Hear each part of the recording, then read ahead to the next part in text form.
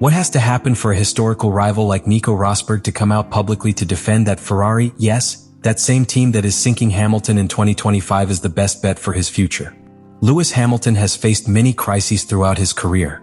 From questionable strategic decisions at McLaren to seasons dominated by controversy with Nico Rosberg at Mercedes. However, nothing had prepared him for what would be his first year with Ferrari. The most emblematic team in the history of Formula One, with all its symbolic weight, has been transformed into a technical prison for the British driver, one that limits his talent and distorts the public perception of his legacy. The statistics are brutal. For the first time in 19 years in Formula One, Hamilton has completed a season without finishing on the podium. This simple figure, isolated from context, is already devastating. But when compared to his teammate Charles Leclerc, the difference becomes a systematic humiliation. In qualifying, Leclerc surpassed him 19 times against only 5 victories for the Briton. In the race, the difference was even more marked, 18-3. And in points, the gap was 86 units in favor of the Monegasque.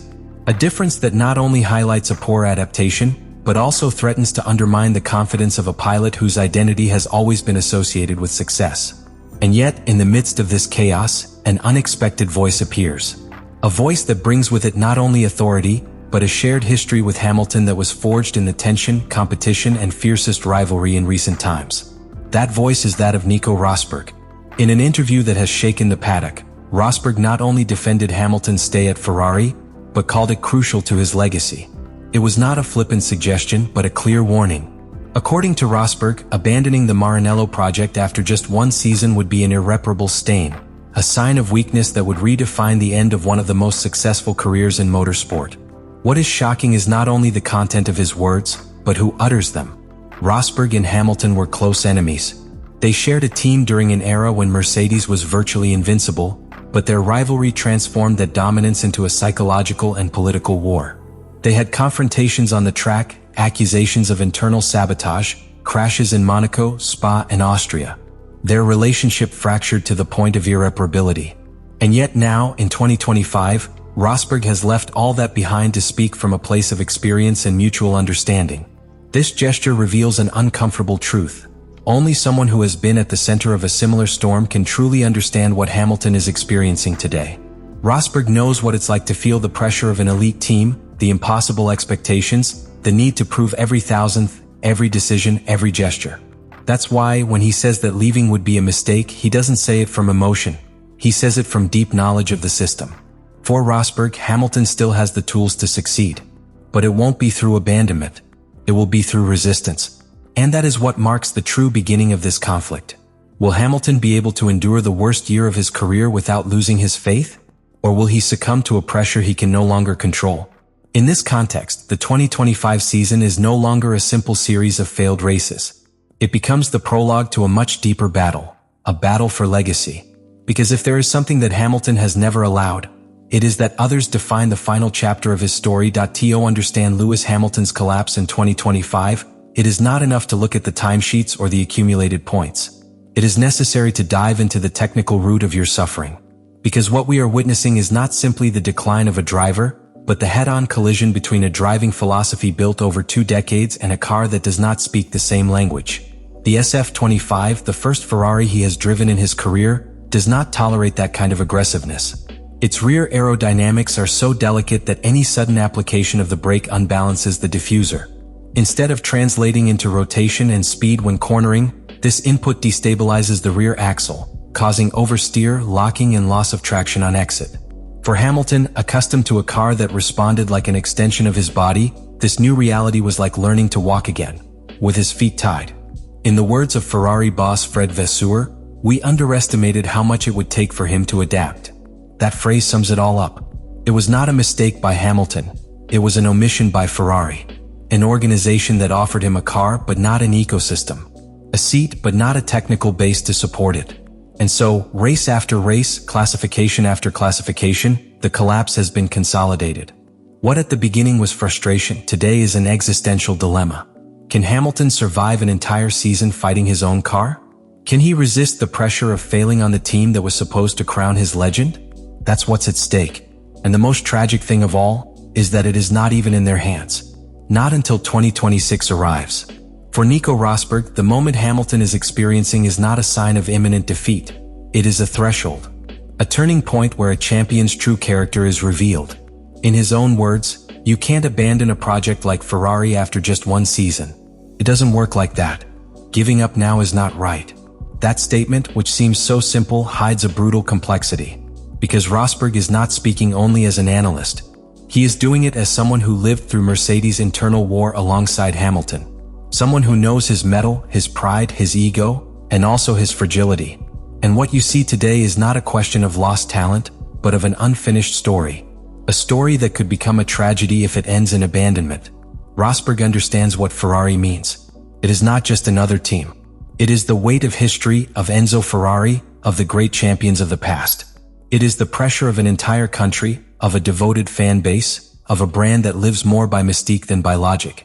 Getting to Maranello and succeeding there is not just a goal, it is a consecration. The last summit that no pilot can ignore. And that is why Rosberg insists.